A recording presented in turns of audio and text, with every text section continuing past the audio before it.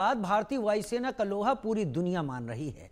अब भारतीय वायुसेना और भी ताकतवर होने जा रही है। वायुसेना के खतरनाक लड़ाकू विमानों के बेड़े में शामिल मिराज 2000 को अब और भी ताकतवर और संघारक बनाया जा रहा है। मिराज 2000 फाइटर जेट को अस्त्र मार्क 2 मिसाइल से लैस करने की तैयारी है। अस्त्र मार्क 2 मिसाइल बेहद घातक और दुश्मनों को पल भर में खाक करने की ताकत रखती है। मिराज 2000 लड़ाकू विमान में अभी अस्त्र मार्क 1 मिसाइल लगी है। इसी अस्त्र मार्क 1 का अपग्रेडेड वर्जन है अस्त्र मार्क 2 मिसाइल। आधुनिक युद्ध के लिए खास तौर पर मिराज 2000 को अस्त्र मार्क 2 से लैस किया जाएगा। बेहतर तेज रफ्तार और सटीकता के कारण अस्त्र मार्क 2 मिसाइल मिराज 2000 को घातक फाइटर जेट में बदल देगी। तस्वीरें आपके टीवी स्क्रीन पर मिराज 2000 विमान, जिसको अब अस्त्र मार्क 2 से लैस किया जा रहा है। अस्त्र मार्क 2 से लैस किए जाने का बड़ा फायदा इसलिए है कि यह missile beyond visual range missile में आती है, यानी BVR मिसाइल्स में आती है। यह करीब 160 किलोमीटर की दूरी तक मार कर सकती है, यानी 40 किलोमीटर से ज्यादा की कोई भी मिसाइल जो वार कर रही है, विमान पर बैठा पायलट इससे ज्यादा दूरी पर अगर निशाना लगाने में सक्षम है तो वो मिसाइल BVR रेंज की मानी जाती है। और BVR मिसाइलों के बारे में यह तय है, अगर मिराज 2000 को BVR से लैस कर दिया जाता है तो सुरक्षित डिस्टेंस पर रहते हुए मिराज 2000 अपने शत्रु विमान का पता लगाकर उसे टारगेट लॉक करके और 100 किलोमीटर से ज्यादा दूरी से भी उसको निशाने पर ले सकता है। हमारे साथ दो खास मेहमान इस वक्त जुड़े हैं। Wing commander retired S Sudhakar मेरे साथ इस वक्त जुड़े हुए हैं रक्षा विशेषज्ञ के तौर पर, और major general retired Shashi Asthana रक्षा विशेषज्ञ के तौर पर जुड़े हुए हैं। सबसे पहले विंग कमांडर एस सुधाकर, मैं आपको दावत देता हूं। मिराज 2000 जो 1975 में डसा एविएशन ने जिसकी पहली टेस्ट फ्लाइट की थी, आई होप अगर मैं गलत नहीं हूं तो शायद 1984 में इसे फ्रांसीसी एयरफोर्स ने अपने साथ कमीशन किया था अपनी एयरफोर्स में। आज के दौर में मिराज 2000 से भी डेवलप्ड उसके संस्करण सामने आ चुके हैं। मिराज 2000 अपने कॉम्पिटिटिव से कहां ठहरता है ये ज्यादा बेहतर आप समझाएंगे, लेकिन अगर इसमें BVR मिसाइल मार्क 2 अस्त्र मार्क 2 लगती है तो क्या ये आज के दौर की लड़ाई के लिए बहुत उपयुक्त विमान बन जाएगा? देखिए, ये जो विमान है ये भारतीय वायुसेना में 1980 के दशक में इंडक्ट किए गए थे, और आज अगर हम बात करें तो लगभग 49 ऐसे एयरक्राफ्ट हैं जो प्रयोग में हैं, जिसमें मिराज 2000 जो सिंगल सीटर फाइटर एयरक्राफ्ट हैं वो लगभग 36 हैं, और जो ट्विन सीटर जो अपग्रेडेड वर्जन है जो मिराज 2000 TI है वो लगभग 13 एयरक्राफ्ट्स अभी ऑपरेशंस में हैं। इसकी जो लाइफ स्पैन है वो लगभग 2035 तक है, और तब तक भारत को अपने जो फाइटर जेट्स हैं उनको ना सिर्फ अपग्रेड करना है, वो नंबर्स भी मैच करने हैं। अभी हम एक ऐसे स्थिति में हैं जब हम कम से कम 13 स्क्वाड्रन कम है, हमारी जो ऑपरेशनल स्क्वाड्रन है वो लगभग 29 के आसपास है। I heard 42। हाँ, 42 का हमारा रिक्वायरमेंट है, लेकिन ऑपरेशनल अभी 29 के आसपास है। तो 13 से 14 स्क्वाड्रन जो हैं हम आज के डेट में कम चल रहे हैं। और जो आपने अभी खाली में देखा है कि अभी भारत ने एक नया रणनीति अपनाया है, घोषणा किया है कि any act of terror will be considered as an act of war. और इसका मतलब यह है कि भारत को अगर इस बात पे खरा उतरना है तो भारत के वायुसेना को आपको बिल्कुल 42 तक पहुंचाना है, क्योंकि एक तरफ आपके पास पाकिस्तान जैसा दुश्मन है और दूसरी तरफ चीन है। मैं आता हूं और डिटेल के साथ आपके पास। हमारे पास दो एडवर्सरीज हैं, LAC पर चीन है, LOC पर पाकिस्तान है। मेजर जनरल शशि अस्थाना, हम लगातार अपग्रेड करने की तैयारियों में हम जा रहे हैं। क्या अपग्रेडेड वर्जन हमें वो अचीवमेंट या वो रिजल्ट देते हैं जो हमें फ्रेश नहीं दे पाता, या ये अस्त्रा मार्क 2 से लैस करना क्या एक बड़ा गेम चेंजिंग एक ऑप्शन होगा भारत के पास? देखिए, भारत की जितनी भी स्क्वाड्रंस के बारे में बताया विंग कमांडर साहब ने, तो उनसे मैं इतना बताऊंगा, इतना ही बताना चाहूंगा कि देखिए, रिक्वायरमेंट तो है और हर हालत में हमें state of the art aircraft भी चाहिए और अपने जो एयरक्राफ्ट है उनका अपग्रेडेशन भी चाहिए, क्योंकि रिक्वायरमेंट हमारी इतनी ज़्यादा है कि हमें दोनों ही काम करने पड़ेंगे। नया एयरक्राफ्ट क्यों चाहिए? क्योंकि 5th जनरेशन फाइटर हमारे पास नहीं है। इस जो मिराज 2000 है, इसको अगर हम अपग्रेड भी करते हैं तो भी ये 5th जनरेशन फाइटर नहीं बनता, क्योंकि कुछ और भी कैपेबिलिटीज होती हैं। रेंज भले ही मिल जाए, लेकिन सवाल ये है कि स्टेल्थ कैपेबिलिटी और बाकी जो कैपेबिलिटी हैं वो उस पर खरी नहीं उतरेंगी, इसलिए कुछ स्क्वाड्रन हमें नई भी चाहिए। अब जहां तक बात आती है अपग्रेड करने की, बहुत जरूरी है और बहुत अच्छा कदम है ये। कारण ये है कि 2035 तक उसकी अगर उम्र थी तो उसकी उम्र को अगर और बढ़ाना है, क्योंकि जरूरी नहीं है कि हमारा AMCA तब तक तैयार हो जाए, तो उससे हमें लड़ाई इसी जो हमारे पास है उसी से लड़नी पड़ेगी। और सही फौज जो प्लानिंग होती है वो ये है कि भाई हमें लड़ाई आज की डेट में, अगर हमारे पास जो भी हमारे पास सिचुएशन आती है, जो एयरक्राफ्ट है उससे हमें लड़ना ही है जी, और हमें जीत भी हासिल करनी है। तो इस चीज को मद्देनजर रखते हुए ये अपग्रेडेशन एक बहुत अच्छा विकल्प है।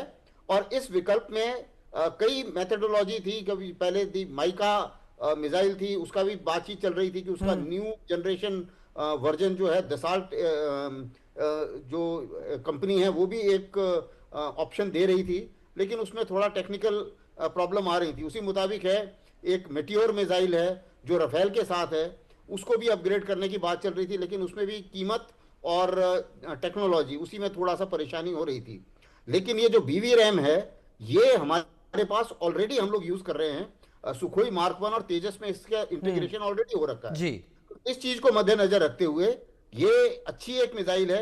मैं आता हूं सर, और डिटेल के लिए आपके पास आता हूं, लेकिन सवाल यहां पर एक बड़ा है, जो सवाल आप जैसे एक्सपर्ट्स के दिमाग में भी होगा कि मिराज 2000 एक ऐसा जेट जो अभी भी कई देशों की एयरफोर्स में सेवा में है, लेकिन एक्सपर्ट कहते हैं किस मिशन के लिए, क्या अपग्रेड करके उसको मिशन कंपैटिबल बनाया जा सकता है? एक रिपोर्ट देख लेते हैं और उसके बाद फिर से आप लोगों का रुख करता हूं। मिराज 2000 की बढ़ेगी ताकत, दुश्मनों के लिए और भी घातक।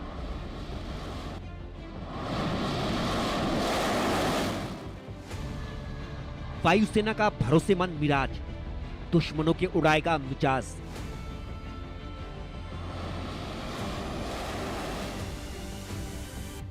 स्वदेशी अस्त्र मार्क 2 मिसाइल मिराज को बनाएगी संघारक।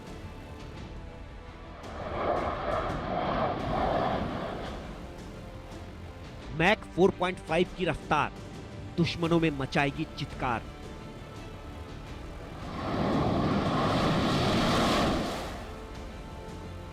मिराज निकालेगा दुश्मनों का दम। ऑपरेशन सिंदूर के दौरान भारतीय वायुसेना की ताकत के आगे पाकिस्तान पानी मांगने लगा। सोचिए, अगर वायुसेना की ताकत में और इजाफा हो जाए तो पाकिस्तान और चीन जैसे दुश्मन भारत की तरफ आंख उठाने की भी जरूरत नहीं करेंगे, और ऐसा ही होने जा रहा है। दुश्मनों के काल फाइटर जेट मिराज 2000 को और भी ताकतवर बनाने की तैयारी शुरू हो चुकी है। भारत की हवाई सुरक्षा को अभेद्य बनाने के लिए मिराज 2000 के बेड़े को अस्त्र मार्क 2 से लैस करने की तैयारी की जा रही है। DRDO के बनाए गए स्वदेशी अस्त्र मार्क 2 मिसाइल लगने के बाद मिराज 2000 नए अवतार में दिखेगा। स्वदेशी मिसाइल अस्त्र मार्क 2 से लैस होने के बाद मिराज 2000 पूरी तरह से दुश्मनों के लिए संघारक बन जाएगा। चीन और पाकिस्तान जैसे दुश्मन देश मिराज की ताकत के आगे बौने नजर आएंगे। इंडियन एयरफोर्स के आगे उनकी ताकत और भी कमजोर पड़ जाएगी। आज के आधुनिक हवाई युद्ध में लंबी दूरी से दुश्मन को भेजने की क्षमता का नमूना ऑपरेशन सिंदूर के दौरान भारतीय वायुसेना बखूबी दिखा चुकी है। फाइटर जेट मिराज 2000 को जिस अस्त्र मार्क 2 मिसाइल से अपग्रेड किया जाएगा, उस मिसाइल की खूबियां भी जान लीजिए। DRDO ने देसी तकनीक से बनाई है अस्त्र मार्क 2 मिसाइल। 160 से 180 किलोमीटर है इसकी रिपोर्टेड रेंज। स्पीड मैक 4.5 यानी ध्वनि से 4 गुना तेज रफ्तार। Dual pulse solid rocket motor से चलती है अस्त्र mark 2 missile. Dual pulse solid rocket motor से मिलती है बेहतर सटीकता। भारतीय वायुसेना के पास लड़ाकू विमानों की एक बड़ी रेंज है। समय के साथ इन लड़ाकू विमानों को आधुनिक और खतरनाक हथियारों से लैस किया जा रहा है। मिराज 2000 फ्रांस की डसाल्ट एविएशन कंपनी का विकसित किया हुआ लड़ाकू विमान है। 1980 के दशक से भारतीय वायुसेना का हिस्सा है मिराज 2000। तेजी, सटीकता और हर तरह के मिशन को अंजाम देने में सक्षम। अभी तक मिराज 2000 में MICA मिसाइल का होता है इस्तेमाल। MICA की मारक क्षमता 80 किलोमीटर ही है। 1999 कारगिल युद्ध, 2009 बालाकोट एयर स्ट्राइक में दिखा दम। अपग्रेड करने के बाद और घातक होगा मिराज 2000। मिराज 2000 को 2040 तक सेवा में रखने की योजना है। सोचिए, जब 80 किलोमीटर मारक क्षमता से लैस मिराज 2000 ने और बालाकोट एयर स्ट्राइक में दुश्मन के पसीने छोड़ा दिए, तो 180 किलोमीटर तक की रेंज वाली अस्त्र मार्क 2 मिसाइल दुश्मनों पर कितना कहर ढाएगी। जिनपिंग और शहबाज की सेना तो लड़ने से पहले ही सरेंडर कर देगी, क्योंकि हवा से हवा में मार कर सकती है अस्त्र मार्क 2 मिसाइल। अस्त्र मार्क 1 का अपग्रेडेड वर्जन है अस्त्र मार्क 2। अस्त्र मार्क 1 से कहीं ज्यादा शक्तिशाली है अस्त्र mark 2। Active radar Sikar, mid course data link जैसे हाईटेक फीचर से लैस, तेजी से हिलने वाले टारगेट को भी सटीकता से ध्वस्त करने की क्षमता। चीन के J-20 जैसे स्टील्थ विमानों को कर देगी खाक। पाकिस्तान के F-16 जैसे फाइटर जेट्स को भी कर देगी राख। अस्त्र मार्क 2 की एक और खासियत है इसकी कम लागत। विदेशी मिसाइलों से काफी सस्ती होने के चलते इसका उत्पादन और आसान होगा। ये मिसाइल हर मौसम और जटिल युद्ध के लिए बेहतर और शानदार है। अस्त्र मार्क 2 मिसाइल रक्षा क्षेत्र में आत्मनिर्भर भारत की दिशा में महत्वपूर्ण कदम है। भारत को उकसाने या युद्ध लड़ने से पहले अब दुश्मन देशों को 100 दफे सोचना होगा। Bureau report, India news. मेहमान हमारे साथ लगातार जुड़े हुए हैं और हम यही समझने की कोशिश कर रहे हैं कि एक ऐसा विमान जो 80 के दशक में भारतीय वायुसेना का हिस्सा बना था, इतने लंबे वक्त बाद अगर अपग्रेड किया जाता है तो क्या उन जरूरतों को पूरा कर पाएगा जो जरूरतें आज के दौर की एक बड़ी एक जरूरत है, एक उनका एहसास है हर एयरफोर्स को। विंग कमांडर एस सुधाकरन, अब तक मिराज 2000 को, मैं बालाकोट एयर स्ट्राइक की बात अभी इसमें नहीं रखना चाहूंगा क्योंकि अब वक्त बीत चुका है, इंटरसेप्शन की बात हो या फिर पेट्रोलिंग की बात हो, 9 देशों की एयरफोर्स इसको शायद इस्तेमाल करती हैं अगर मैं गलत नहीं हूं तो। लेकिन क्या BVR रेंज आने से ये डिस्टेंस से कैपेबिलिटी हासिल कर लेगा कि एडवर्सरीज के फाइटर प्लेन को टारगेट कर सके? हाँ, ये स्टेल्थ टेक्निक जरूर नहीं होगी, लेकिन क्या कर सकता है, उस बराबरी पे आ सकता है सुधाकर साहब? देखिए, हमें पहले प्लेटफॉर्म की खासियत को समझना पड़ेगा। आप कैपेबिलिटी देखिए मिराज 2000 की, वो एक एयर सुपीरियोरिटी फाइटर है जो प्रिसिशन ग्राउंड अटैक करने की क्षमता रखता है। तभी हमने इसको बालाकोट में प्रयोग किया था। ऊपर से इसकी एक अहम खासियत ये है कि वो भारत की जो न्यूक्लियर डिलीवरी प्लेटफॉर्म है उसमें से एक ये एयरक्राफ्ट भी है। तीसरा, ये क्लोज एयर सपोर्ट और इंटरडिक्शन रोल में भी काम आता है और अभी ऑलरेडी ये strategic stand of strike attacks करता है, जो ये BVR वेपन्स इंटीग्रेट करने से उसकी क्षमता जो है और थोड़ा बढ़ जाता है। तो मतलब ये नहीं हम कह सकते ये बिल्कुल नाकाम है, क्योंकि ये बहुत ही एक मजबूत प्लेटफॉर्म है। प्रॉब्लम यह है कि एयर पावर जिस हिसाब से इवॉल्व कर रहा है, जैसे ड्रोन्स आ गए, अनमैन कॉम्बैट एरियल व्हीकल्स के अभी जो एवोल्यूशन है वो इतना तेजी से हो रहा है कि मैन्ड प्लेटफॉर्म्स ऑब्सोल्यूशन के कगार पे पहुंच चुके हैं। मेरा ये मानना है कि एमका का भी जब तक वो तैयार होके आएगा वो शायद बेड़े में आप इंडक्ट ही नहीं कर पाओगे, क्योंकि उसका प्रोडक्शन लगभग फ्यूटाइल ही रहेगा, क्योंकि वो टेक्नोलॉजिकल ऑब्सोलेसेंस की तरफ स्टेयर कर रहा है। तो हमें जो एमका में जो हमें जो नॉलेज मिलेगा वो उसके अगले जो स्तर का जो वेपन प्लेटफॉर्म है, जो एक एडवांस यूकैव होगा, उसमें हमारा काम जरूर आएगा। लेकिन मेरा ये निजी मानना ये है कि एमका जब तक तैयार होगा उसका बरियल भी तभी हो जाएगा, क्योंकि वो उसका रेलेवेंस नहीं बचेगा।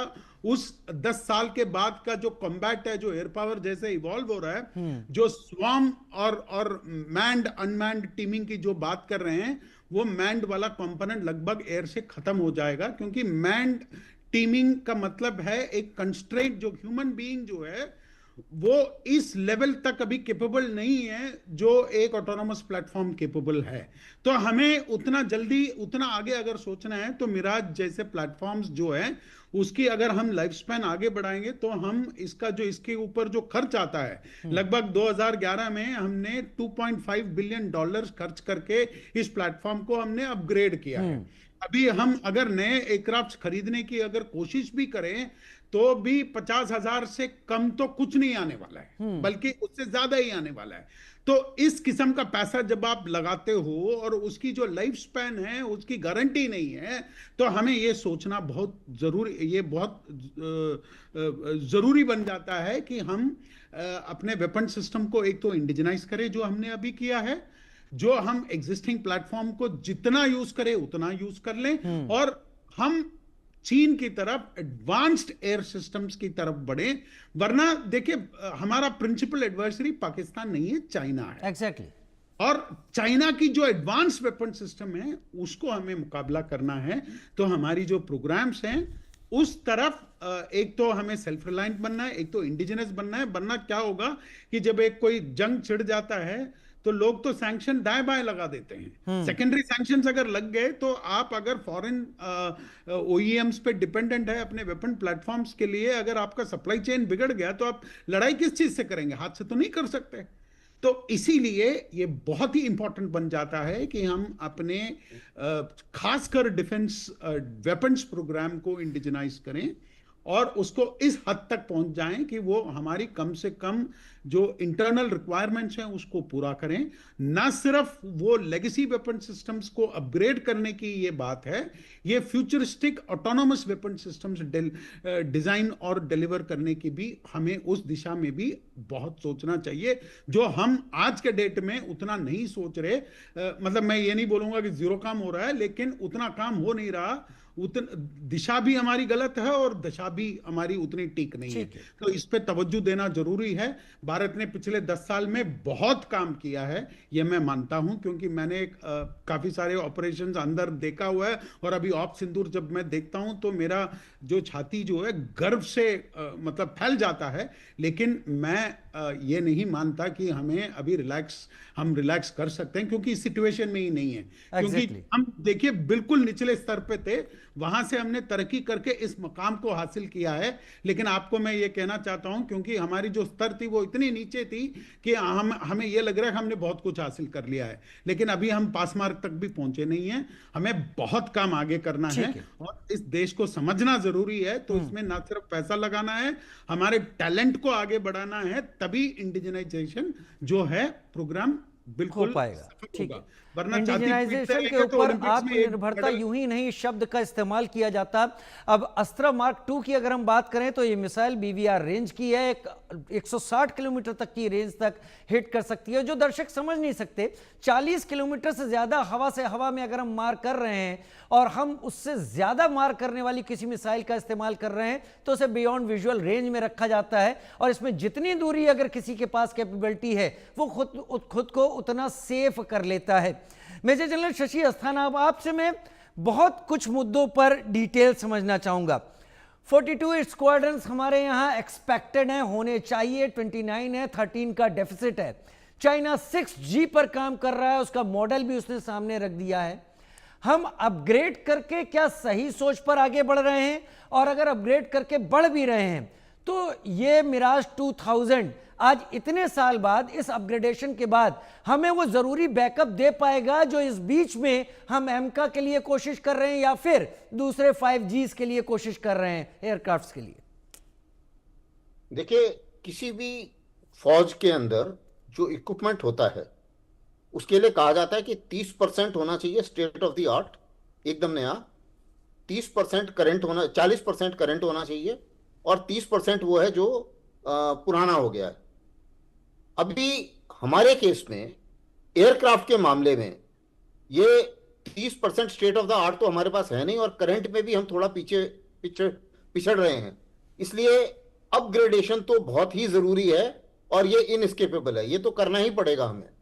तो ये इस बारे में तो सोचने विचार का कोई गुंजाइश ही नहीं है कि इसको अपग्रेड करके हमें इस्तेमाल करना है, और ताकि हम ये जो बियॉन्ड विजुअल रेंज की जो डिसएडवांटेज है, इस डिसएडवांटेज से हम पार पा सकें, और जो दुश्मन, चाहे वो चीनी हवाई जहाज है, चाहे वो अमेरिकी ये पाकिस्तानी हवाई जहाज है, F-16 है, इन दोनों में हम एक तगड़ी फाइट दे पाएं, ये बहुत जरूरी है, पहली बात। दूसरी चीज ये है कि जो अभी इंडिजिनस सिचुएशन जो इक्विपमेंट है, इसमें कोई शक नहीं है कि इंडिजिनस इक्विपमेंट की बहुत ही ज्यादा अहमियत है। ऑप सिंदूर में हमने देख लिया, इंडिजिनस इक्विपमेंट में से हम अच्छा लड़ भी पाए, और उसकी एक कहा जाता है कि सर्ज कैपेबिलिटी, यानी कि लड़ाई के टाइम पर आप उसको और ज्यादा बढ़ा सकते हैं, उसकी प्रोडक्शन बढ़ा सकते हैं।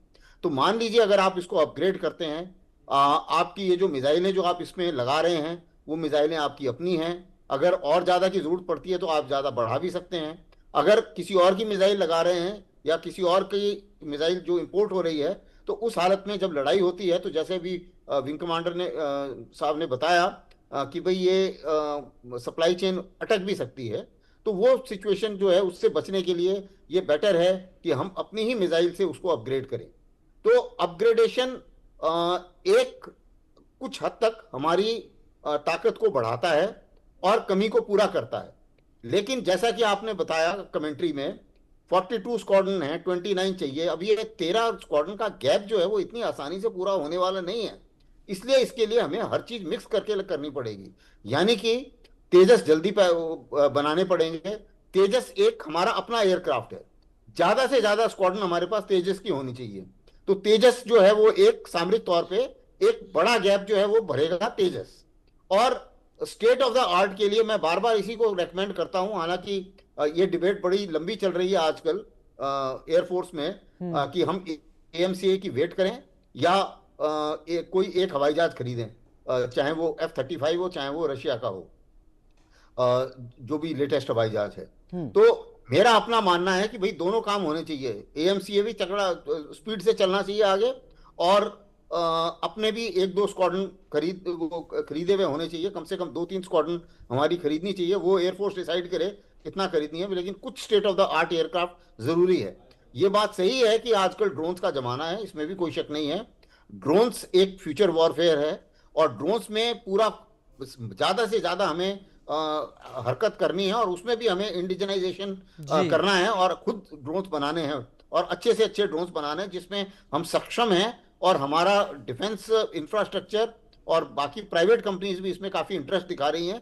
मुझे पूरा भरोसा है कि ड्रोन के मामले में हम काफी आगे बढ़ पाएंगे।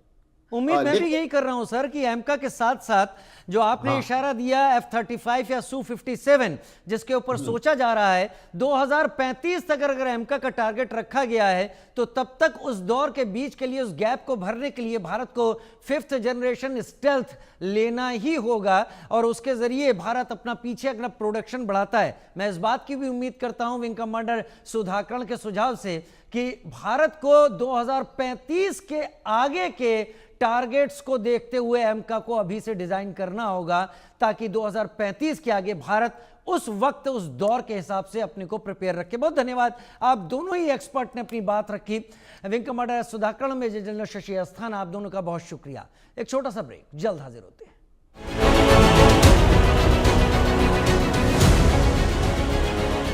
Associate sponsor